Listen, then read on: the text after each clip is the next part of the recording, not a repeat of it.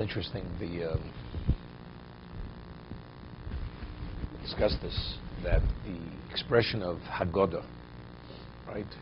The mitzvah of Seder, the Gadas of Levincha. A person has an obligation to tell his son, his children, about the story of bondage, the redemption. It's called Haggadah. Why is it called Haggadah? Because it says in the Pasuk, the Gadas of Levincha, you should tell over to your son.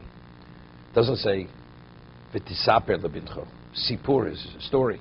L'saper means to tell over. Or it doesn't say, Tedaber Levincha, you should speak to your son, you should say to your son.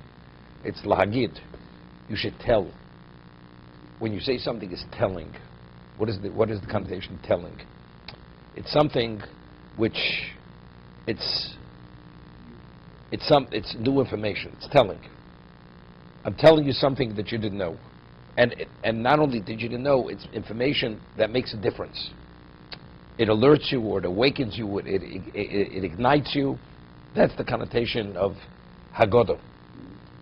Okay, so Vigarat Levincha. Every year you say over the same story. We all know the story, but when you say it over, you have to say it over with the newness, as if it's the first time you're telling it over. That there should be an interest.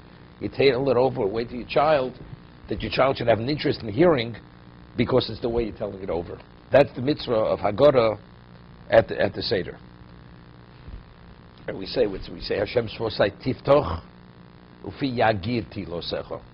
If you sing a person's praises day in and day out, continuously, after a while, it becomes rote. But what does David say? Fi Yagir, my mouth will speak, will tell over your praises. Ti Losecho. It's as if it's the first time you're saying it over. Every time it's the same level of reverence, enthusiasm. That's what you sing over the praises. That's Hashem. Ufi Yagir Ti Losecho. So when you go into the Shemon Esrei, although you say 3 times a day, but it shouldn't be ordinary. It's as if it's the first time you're speaking Hashem's praises. Over here we did this pasuk yesterday. And he said to Yosef, behold, your father is ill. And we pointed out yesterday, this is the first time in the history of existence that illness came about. Yaakov was the first man ever to be sick. And he prayed there should be illness. Why? So he should know exactly when his time is going to end, so he should be able to arrange his personal affairs, to give the brachos to his children. It doesn't say, V'yaged li Yosef, hine avechad. This is the ultimate Haggadah. This is unheard of. It's a Vayomer li Yosef. But yet, the pasuk is Vayaged li Yaakov. When it's coming to tell that Yaakov, that Yosef is coming, it's Vayaged li Yaakov. Vayaged li Yaakov v'yomer. Hine bintcho Yosef bo elecho. V'yitzchazik Yisrael v'yishav al amito.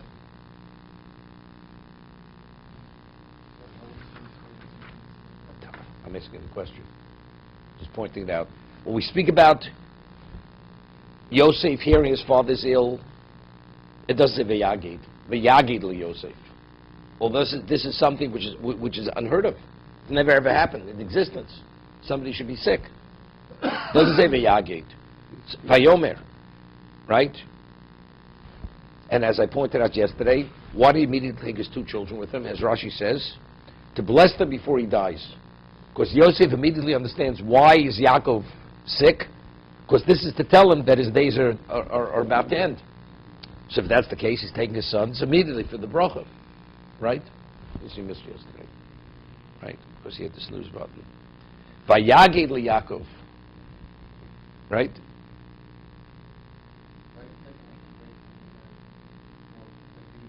Yeah, that's always that we discuss this.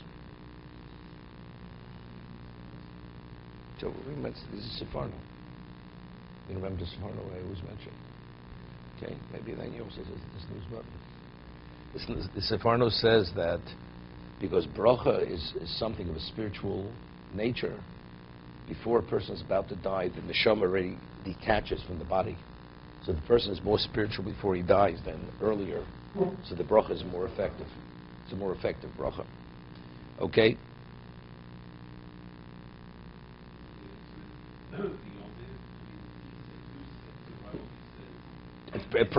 No, Vayomer, it says, it probably was Ephraim. Vayomer, it wasn't the same person. Because when it says Vayaged, Rashi says, Hamagid LeYaakov lo Pirushmi. It doesn't say who it was. He doesn't say it probably was Ephraim. No. Here it can't be Ephraim. Telling Yosef that his father is not well, because Ephraim studied. Now Yosef's coming with his two sons. So Ephraim's with Yosef. So who's telling Yaakov that Yosef's coming? Can't be Ephraim. There's a Magid, right? Hamagid LeYaakov lo Pirushmi. This is a who, and it was said over. It was told over to Yaakov. To Yaakov. Hine Yosef. I'm in Beis. No, that's not a problem. Yom Yosef. I'm not answering first. It was a question. Say Vayagid Yosef. Hine Avicha Choler. See, I was originally going to say that the Hine compensates for Vayagid. What's Hine? Behold, right? Behold has the same connotation as Vayagid. What behold? Something out of the ordinary. So, no, you're saying it over like it's new means like for the first time. No, behold could be in a positive. Behold, here. It is always. Hine. Hine usually means it can either be vivid. Hine, it's like it's there. Hine, or it can mean it's unusual. Behold means hine. Like here. Hine Yosef boi lecho. Hine bincho Yosef. Hine, behold, Yosef is here.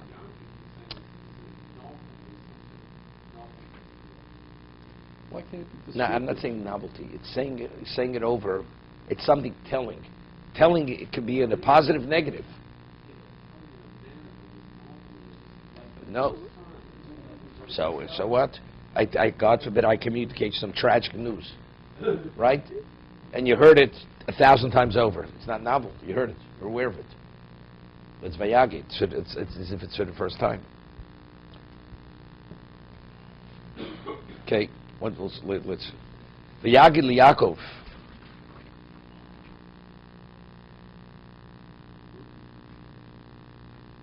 And it was said over to Yaakov.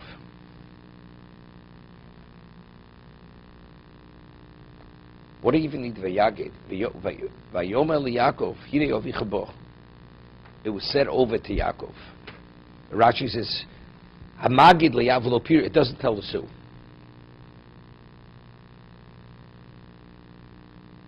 But what does even Rashi have to address that? No. He has to prepare himself. Vayagid. The Magid said over to Yaakov. Who's the Magid? Who's the one who said it? We don't know. It's irrelevant. You only have to say, somebody delivered the newspaper. You have 20,000 paper boys. Does it make a difference which paper boy delivered the newspaper? Right? Why can't you see it as the king is now going to Brooklyn? I'm assuming that Yaakov is in Goshen. So for Yosef to go to Goshen would be a completely standing the world on its ear. Yaakov should have gone to wherever Yosef was. Now Yosef is going to his father. So Yagid, it's like Tema. Fantastic. Look what's happening here. The father is, the son is going to the father in Brooklyn. That kind of thing. See, here it's interesting. The word Vayomer is seemingly superfluous. It should say Vayagid LeYaakov, Hine Yovicha, Hine Bidcho Yosef boi lecho. Right? What do we need Vayomer? Right? Vayagid LeYaakov, Hine Bidcho Yosef boi lecho. Right? Right. So now you're going to the Bronx. You're not going to Brooklyn anymore. It's a wonder. Look what's happening. Yeah. I think the Vayagid here, and that's what Rashi says, the Vayagid is going on, there was a Magid. The one who said it over, Vayomer.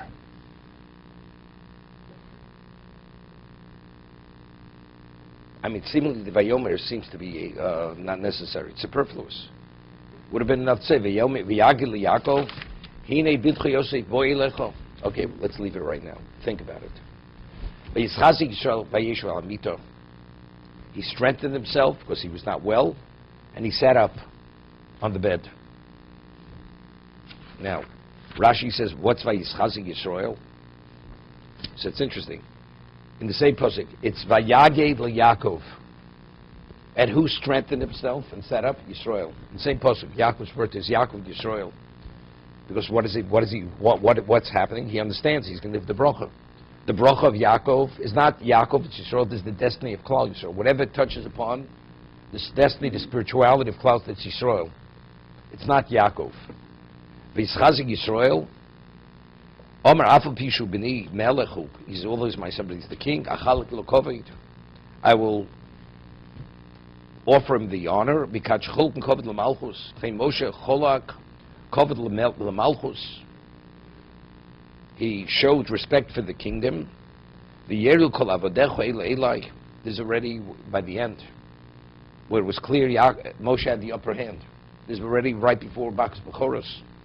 And he was saying that V'yodu kol avodecha elai v'chein eliyo v'yishanis mosnov.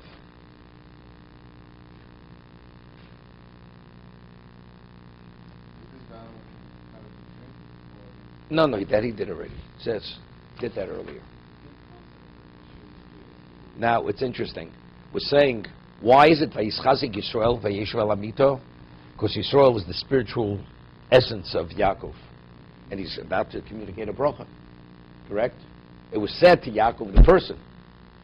But now it's in the context, it's preparing for the bracha. Yischazik Yisrael Vayechi al mito. So what's the next pasuk? Vayoma Yaakov el Yosef. Now it's back to Yaakov. We're already in the context of introducing the bracha. Right? Vayoma Yaakov el Yosef. Kel shakai birelai beluz beretz Canaan. Vayavor chosi. What?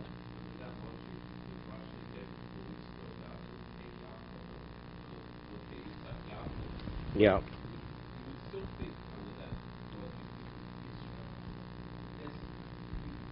No, because we said he merited the Yisrael because it was a Yaakov. So that no, because it was only because he achieved it as Yaakov. To be born a Malach, there's no great accomplishment being a Malach. No, Yisrael, it's the expression of this. Whenever we're speaking about within the context of communicating spirituality, it's always Yisrael. Yaakov is the ordinary person. Yaakov is the physical person, ordinary. He was born, he was named Yaakov. When he was born, he became Yisrael. This is when he was named by the Malach. That's what he achieved. What did he achieve? He achieved spirituality.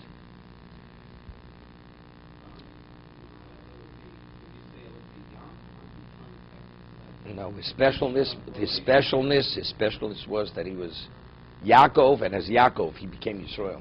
So it's Elokei Yaakov.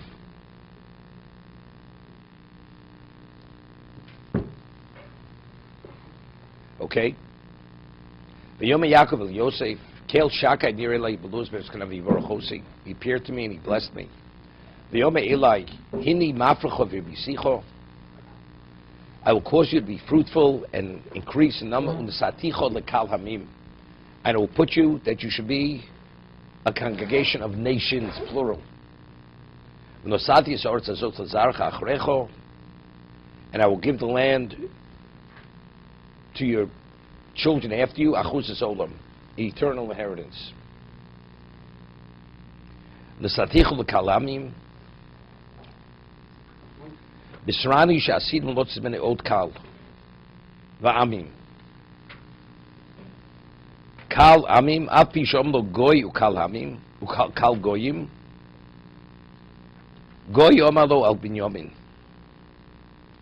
Goy is going binyamin, kal goyim. That means there's one and there's an additional two. Harishnayim, levad mi binyamin.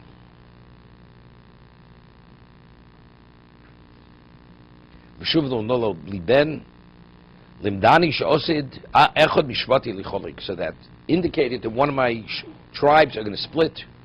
V'ata osa matona ani osa loch. That gift of one tribe becoming two tribes I'm giving to you.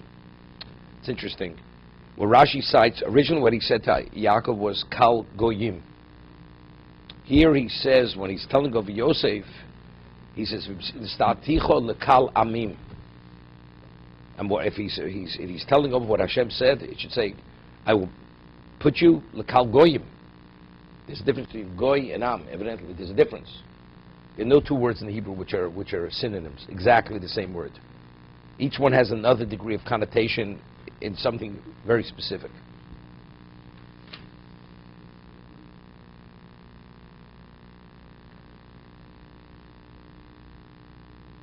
Take a look in the Malbim speak, because there's l'umim, right? There's another expression, l'umim. There's goy, am, and there's l'umim. L'um is more, it connotes like a culture. That's l'um.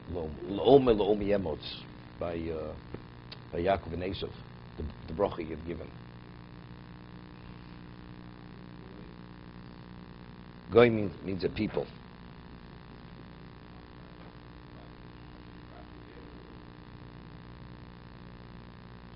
You have to look at the Malbim. I don't remember exactly what the three classifications. It means just a people with almost like no identity. It means just a mass of people. The other is something, and the other one has to do also with a religion. One has to do with culture. The other one also has to do with a religion. Yes. Okay, to be continued.